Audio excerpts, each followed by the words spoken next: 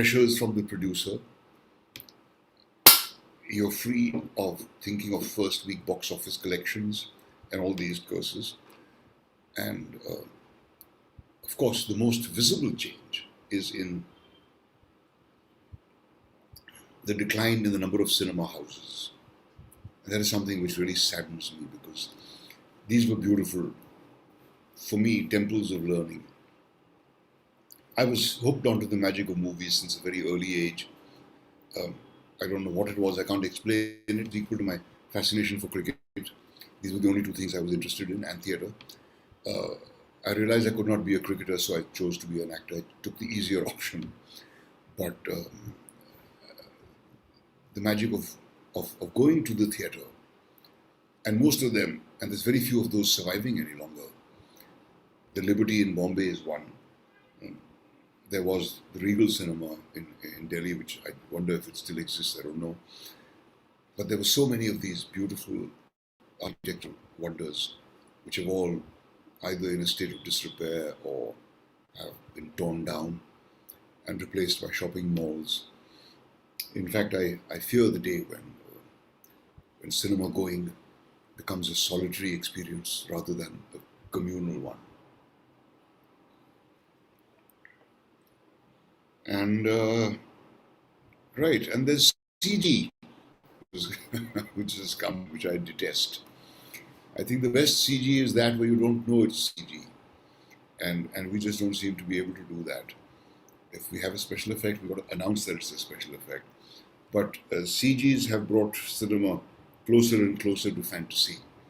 You can create anything you like in the cinema. Right. And I think I've spoken enough. And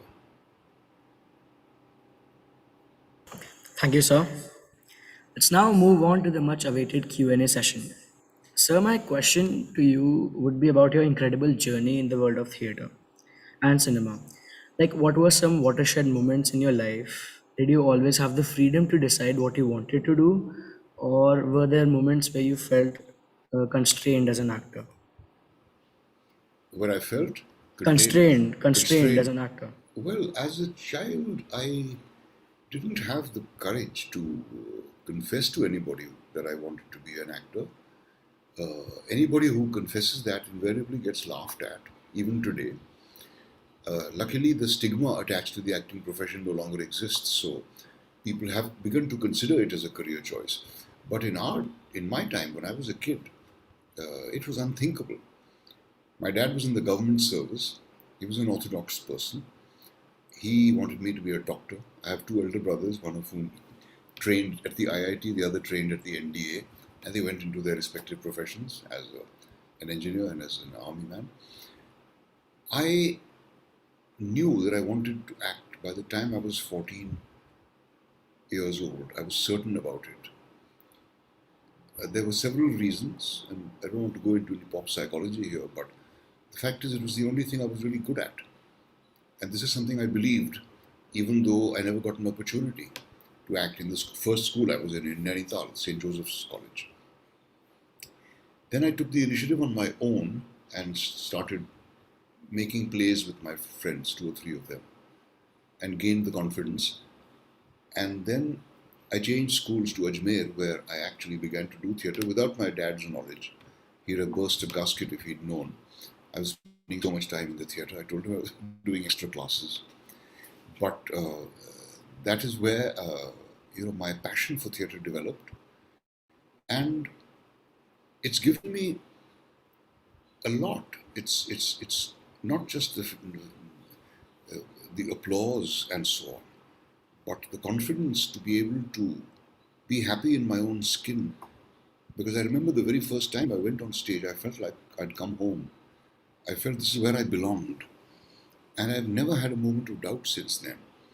Of course, breaking it to the old man was a bit of a task.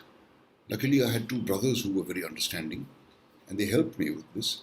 But I was compelled to go through college, and I'm glad I was compelled to do that. And then I branched out on my own and went into training at the drama school. But uh, my dad never quite came to terms with it. uh, and he never lived to see me succeed either, which is something I still feel sad about. But sure, there were the the hindrances and the discouragements. But once I was certain of what I wanted to do, no discouragement could deter me. Thank you, sir. Moving on to my next question, sir, we all know the importance of freedom in one's life. So, how would you define freedom? The ability to do your job without hindrance, without obstruction, staying true to your own conscience, regardless of the consequences. And I know that sounds a bit too idealistic because we've seen several instances where perfectly honest people have been hounded and persecuted for sticking to their guns. But those people, suffer as they may, are setting an example for the future, and that is not something that can be disregarded. I think those are the people who are truly free, even though they are suffering, yet sticking to their guns and not conceding an inch.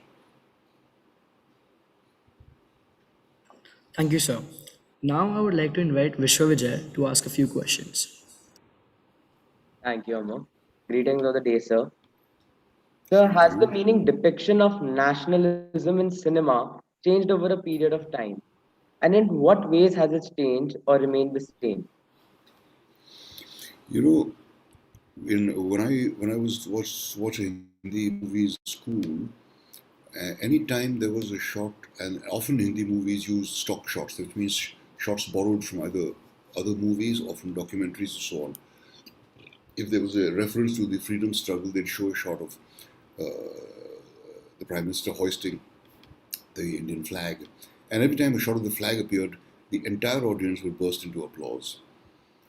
Anytime a shot of Pandit Nehru appeared or Mahatma Gandhi appeared, the audience would burst into applause.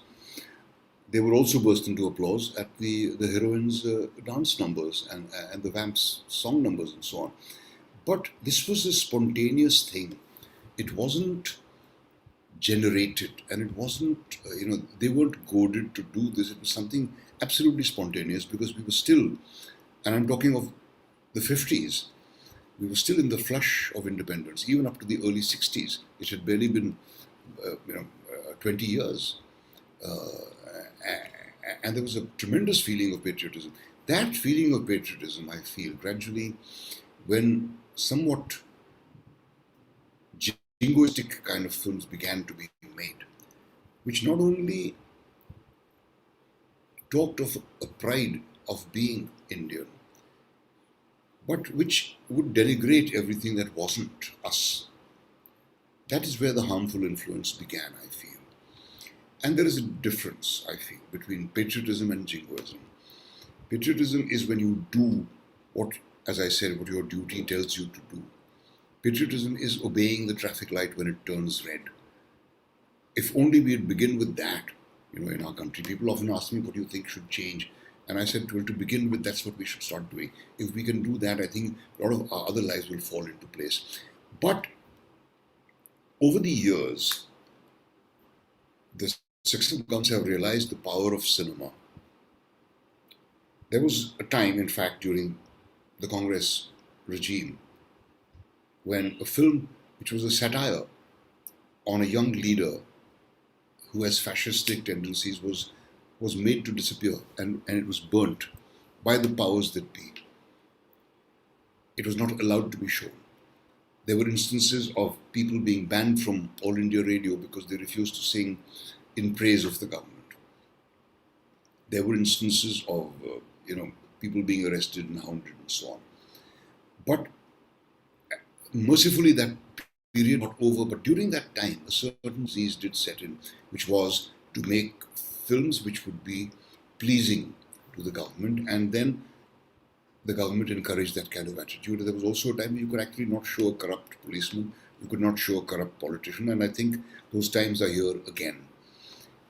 And I don't know what kind of, I haven't seen Hindi movies in the theaters. Nobody has for a long time.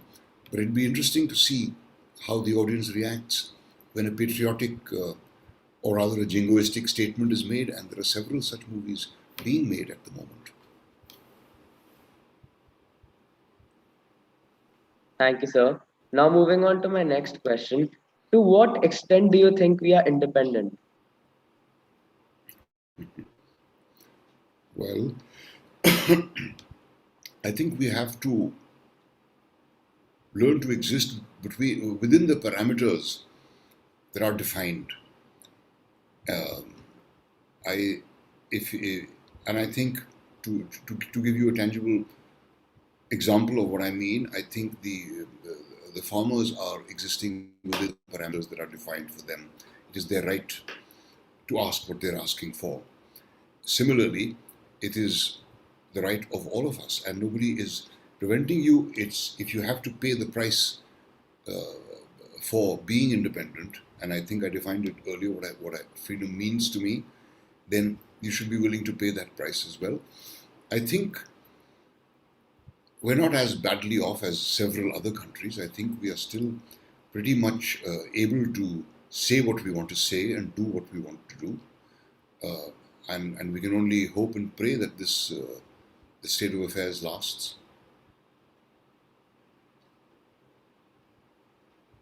It has indeed been a great honor, sir. Thank you so much.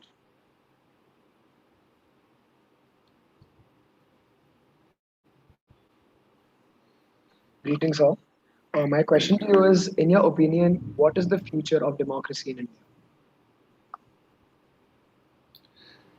Whoa.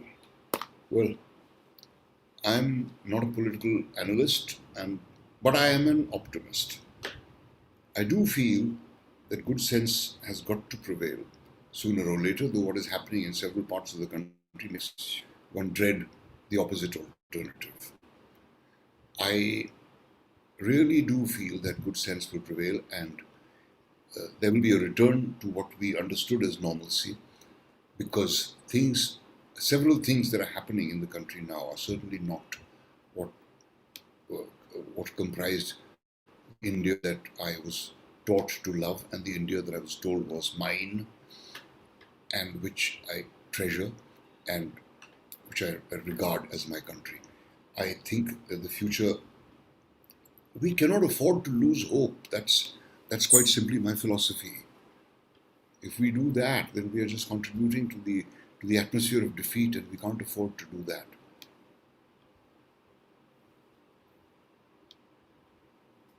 Thank you, sir, for your answer. Moving on to the next question. In the 50 years of your acting career and so many successful movies, when did you actually know that you finally got what you wanted and that you have made it as an actor? I don't think that moment ever came. Um, it's been a pretty checkered career. There was no turning point in my acting life. I didn't wake up one day and find myself famous or rich. It all happened very gradually. My first film, released in '75, was reasonably successful, but I never got any work after it. Um, and I ended up doing commercials for biscuits and toothpaste and so on to earn my bread, corporate films. Um, and then my second film, which was Manthan, which proved to be a surprise hit at the box office, began to get me work. But it was in a trickle, and I was still being cast mainly by the experimental, so called parallel filmmakers in their realistic movies. And I did several of those, and also at the same time did a few of the song and dance movies which no one has heard of, thank heavens, and no one has seen either. They were dreadful, and I was terrible in them. And I'm pretty embarrassed about those films. They show up on YouTube every now and then, but don't bother to watch any of them. Uh, and um, and that's the great thing, nobody remembers the bad work you've done. They remember the good things. So it was, in fact, I would say, I had been in the film industry at least 15 years before I had my first box office hit. But even that didn't change my life in any way. We continued the way we'd always done. We're trying to live as ordinary people, and we've managed to do that. And I've managed to bring up my sons as ordinary kids too. So that moment has never quite arrived, and I'm grateful for that because I don't feel the end of my journey has arrived either. Thank you, sir, for your answer. I would like to call upon my friend Akshat to move on with the questions. Thanks a lot for that answer, sir. I have always looked up to you, both as an actor and as a person. I have always wanted to know some of the films that you have enjoyed doing the most and what has made them so memorable. The ones that I've enjoyed are, incidentally, the ones that everyone's seen. There's this film Masoom. There's my first film Nishant. There's Monsoon Wedding,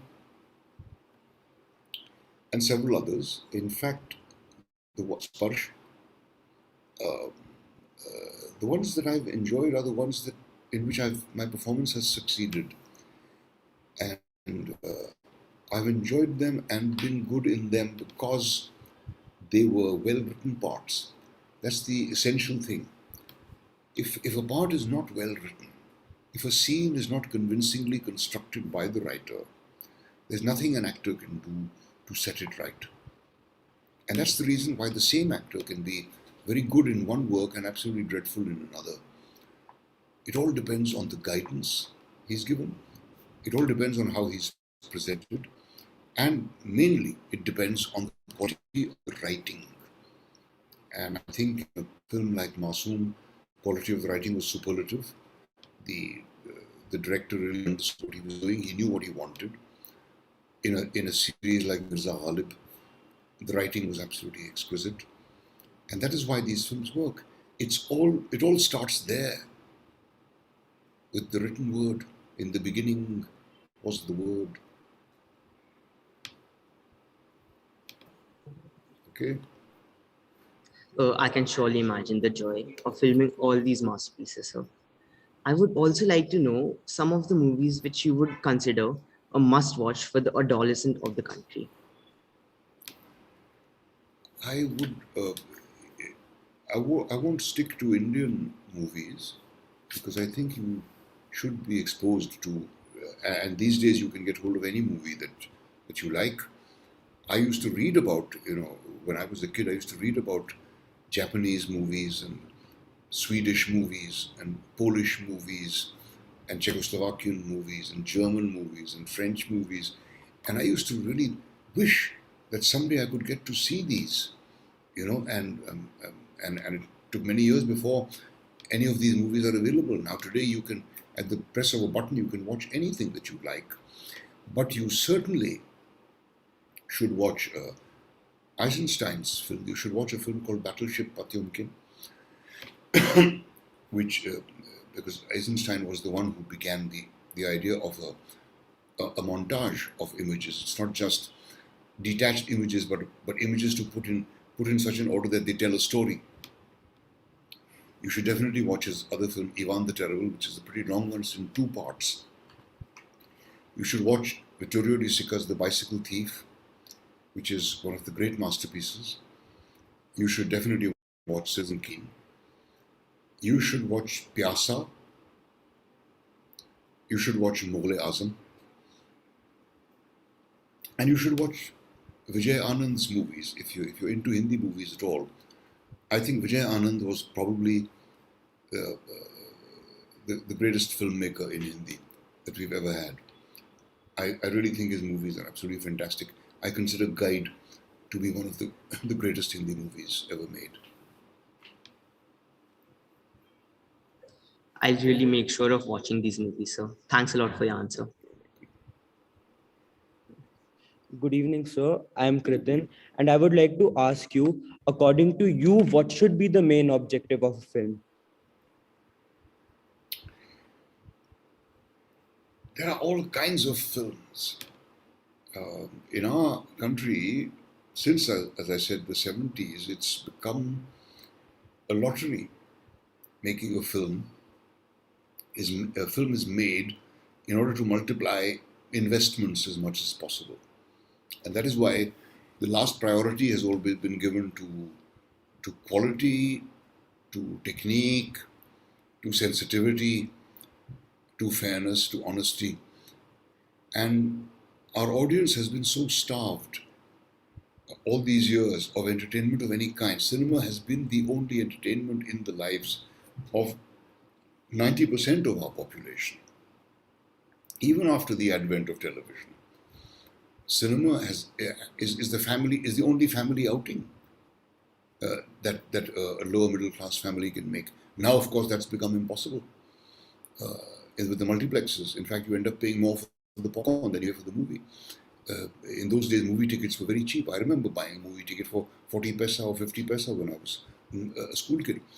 So, the purpose of those movies was to transport the audiences into a world of fantasy, transport them into a world which they dream of, transport them into a world which makes them feel good, which also has proved to be the opium of the people, because you have the hero doing everything for you, and so you don't feel like you doing anything at all. All the idealism spouted. In fact, I've met a person who says to me that when he says कि आप हिंदी फिल्मों को क्यों इतना criticise करते रहते हैं, मुझ में जितनी अच्छाइयाँ हैं वो सब हिंदी फिल्म की वजह से हैं. So I say, yeah, really, what do you mean? He said, कोई भी Hindi film, have you ever seen a Hindi film which tells you that crime pays, or you must betray your nation, or you should not respect your parents, or you should be unfaithful to your wife, or you should, etc., etc. कोई Hindi film ऐसा नहीं कहती. All Hindi films talk all the positive values. और मुझ में वो सारे, so this is what this guy believes, and he's talking of really, corny movies, family dramas and things like that, which teenage love stories. But he's absorbed the right influence from it, and then Hindi films get blamed for all sorts of ills besetting society. But I don't think that's a fair accusation. But in my book, a film should serve the purpose it has set out to serve. If it has set out to entertain thousands of people, have them whistling in the aisles, dancing in the aisles, throwing loose change at the screen, and going home next in euphoria, it should be able to perform that function. If it's a film that's been made to entertain you, to amuse you slightly, to touch your heart, it should succeed in doing that. A film should succeed in doing what it sets out to do. If it's a film which is talking of social change, if it's a film which is talking of female emancipation, if it's a film which is talking of the ills of the caste system, if it's a film which is talking about the corruption of the bureaucracy or whoever, it should achieve what it sets out to achieve. But as I said before, to me the most important thing is it should be an accurate mirror of its times. Because film is the only medium that can actually do that, be that.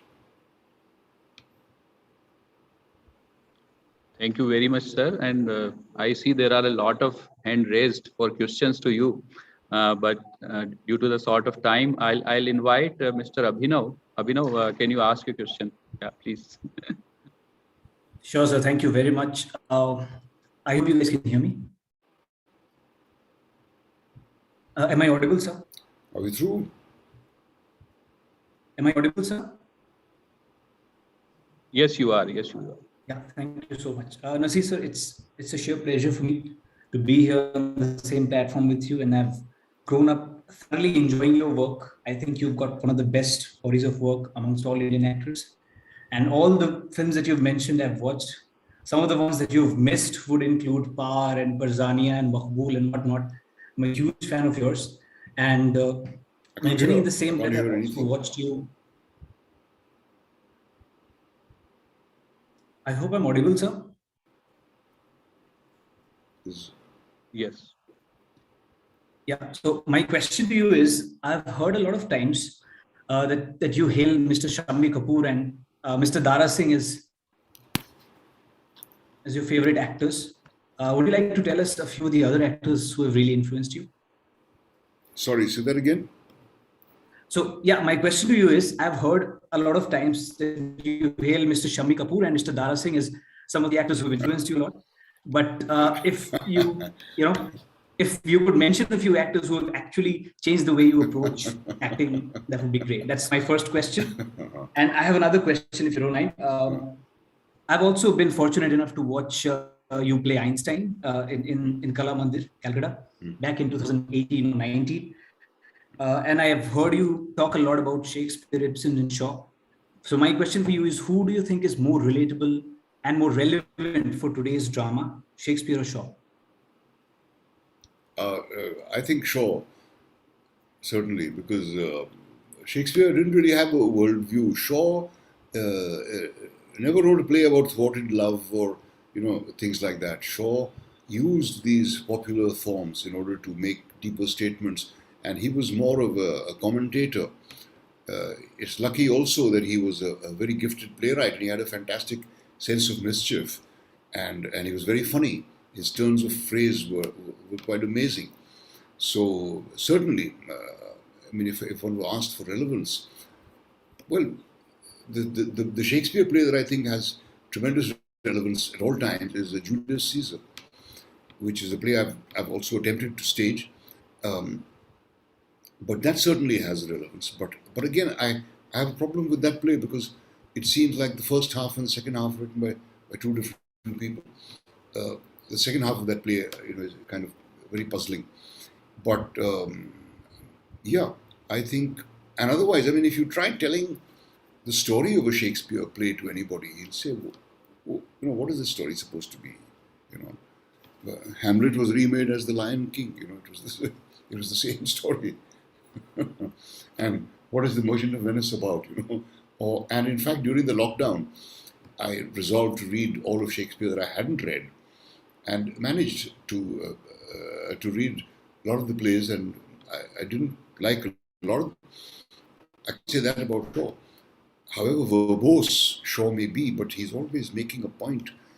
It's not just banter. It's not just many parts of conversation. So, what was the first part of your question? Shami Kapoor and Dara Singh, who Shami Kapoor and Dara Singh, yeah, absolutely. Now I can't say that either of them has influenced me. I hero worship these two because I felt I could never do this, what they did.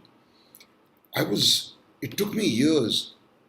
Dilip Kumar, everybody told me is a great actor, and I saw his early movies, which I wasn't terribly impressed by, because they were either weepies like Devdas and Amar, or they were these fantasies like Katola and Insaniyat and movies like that. And I would compare them to the Hollywood swashbuckling movies I'd seen, and they just didn't stand in comparison.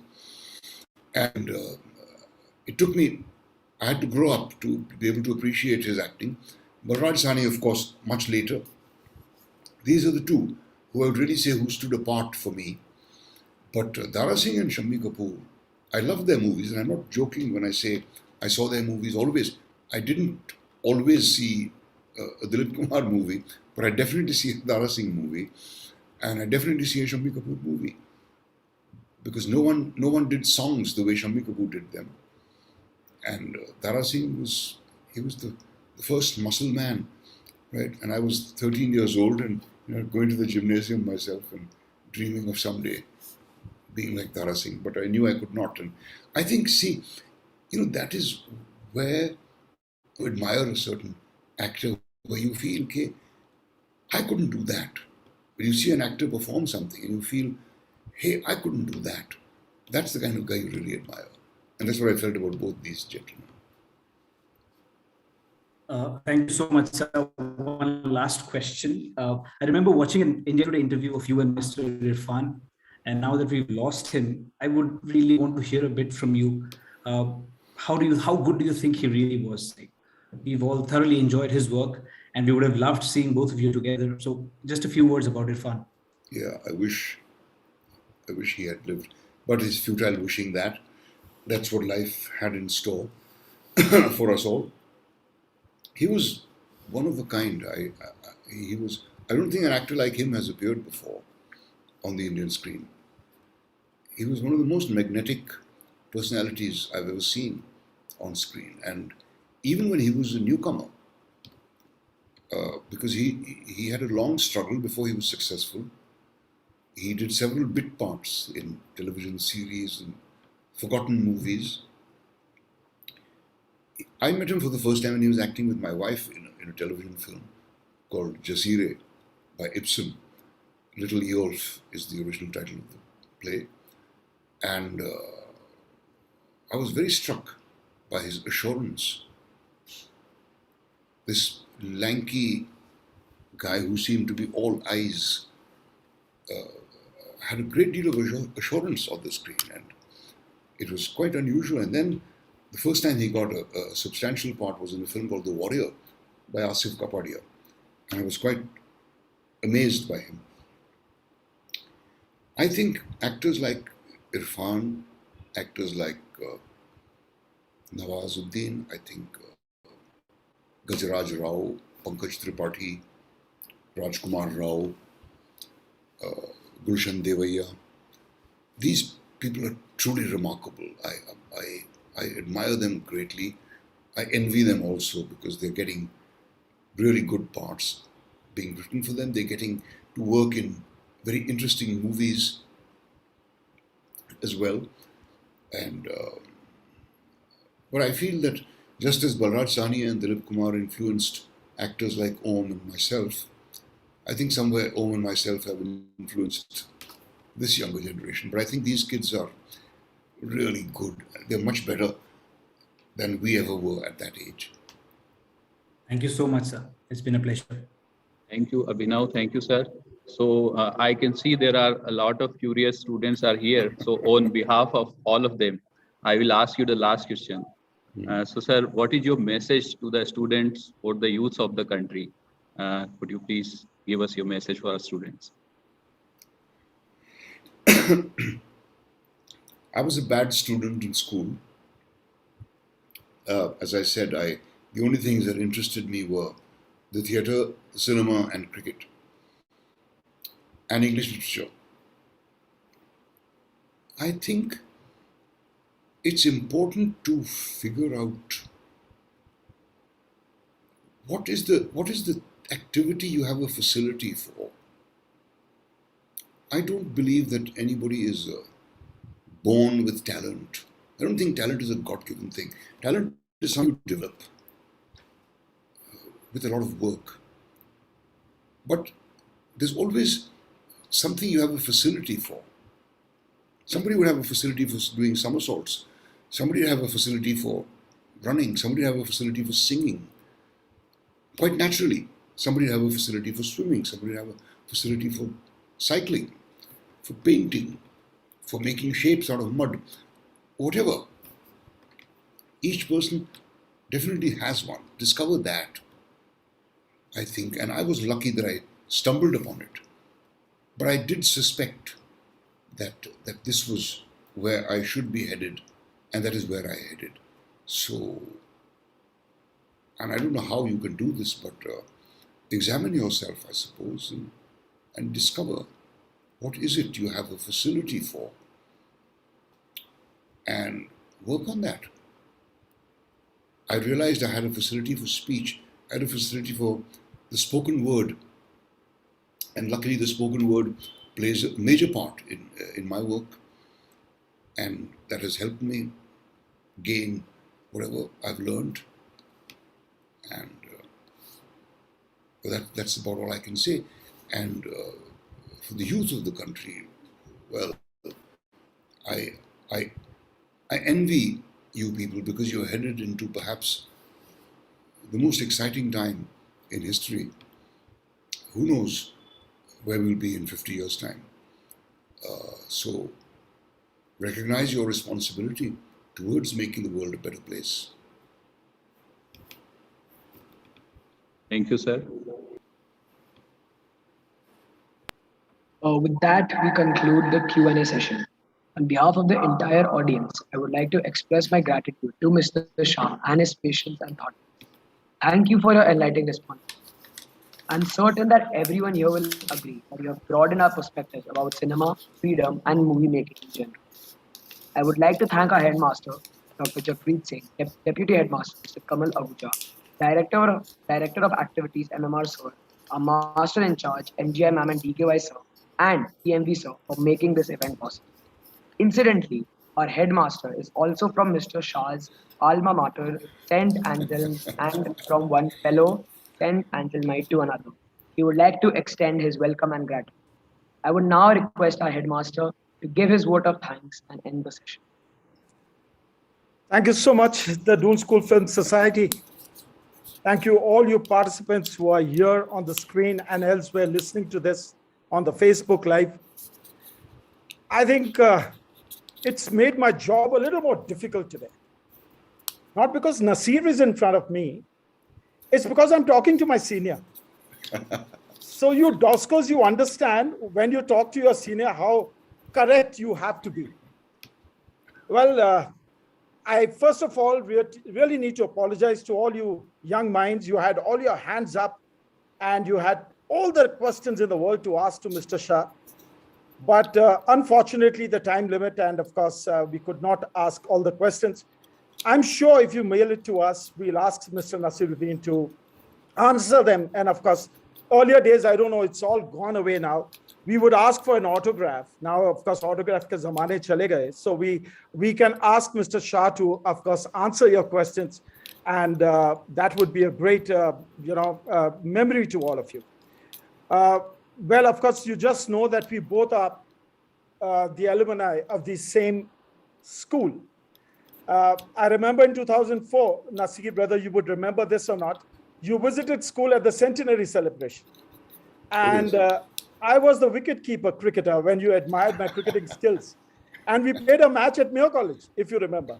Yes, and then we went to Ajmer Club to play tennis. That's right, yes. Yes, and those 2004 photographs are with me here, very, very charming, of course. But believe you me, boys and girls, everybody knows him because what you see him on screen.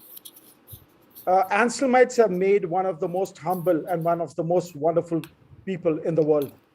And our role model here is Naseeruddin Shah. But having said that, he's so humble, not only in his words, but in his deeds too. I remember also sharing his cousin's house because we were neighbors, Nawab Sir. Naseer, I'm a neighbor to Nawabji in Shastri Nagar. Yes. Well, and that's where my family house is. And you would know my family, we are Honeydew and Sartaj people. So, yes, of course. Yes. So it's a very, very old memories. So I'm actually very nostalgic meeting Naseeruddin because how much I would have loved him to be in Chandbagh with all of you boys and girls here with us and celebrating this film festival. And we've, especially in the 75 years of our independence, have made Cut 75. And how happy we would have been of Naseer taking a workshop with us, sitting with us, script writing, editing, directions, enchanting with music. Oh, it would have been so much of fun. And Chandbagh is his favorite territory, by the way. Yeah. He loves Chandbagh. Absolutely. And he has a very special memory because both his sons, Imad and Vivan, studied here. And more than that, he has lovely anecdotes to share with you if he would have been here. But nevertheless, Naseer, thank you so much for being here. I think for these young minds, a legendary actor like you makes so much of impact. And today, this is the most powerful medium. Where an actor speaks, everybody listens. That's the power of the media. And when it comes from a person like you, I'm sure it must have really impacted the young minds. To speak after you, anyways, I tremble with my words because with a powerful orator, what you are, and an actor, what you are known for, I only have word of thanks for you for spending this time. In today's world, people have everything to spend on everyone, but not the time. And you have invested that time on our young minds. God bless you, Naseer. This is something for you, Ratna, Imad, and Vivan. They would love to wear the Doon School ties. There are all variety of ties here. There's a beautiful thing for Ratna. And this all will be beautifully wrapped and a handwritten note by the Doscos How would be lovely. there very soon in your house. Please Thank accept you. it with all love and affection with what we'll send it from Absolutely. here. I wish I could Absolutely. have given you a hug along with this, but do accept my virtual hug in that context. Right, And right.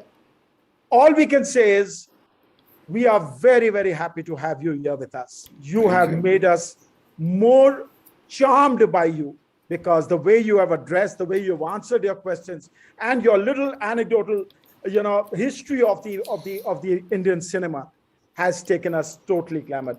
So, having not said much, I only want to thank you once again with my joining hands, saying thank you so much for being here and giving a beautiful kickstart to this film festival, what we have started. Thank God you. bless you for being with us. And thank you, the Film Society of the Dune School, for organizing this and having this opening ceremony. To my senior, greetings from Chandbag to you in all in Mumbai. Thank you. Thank you very much, Jagpreet. That's very sweet of you. God willing, I will come and talk to the students in person. I'm hoping to visit Mussoorie in November, so I will certainly stop by. You remember this is being recorded, and we have taken your word as the recorded word. Absolutely. We would love to have you. Right. Thank you so much. Okay, bye bye all.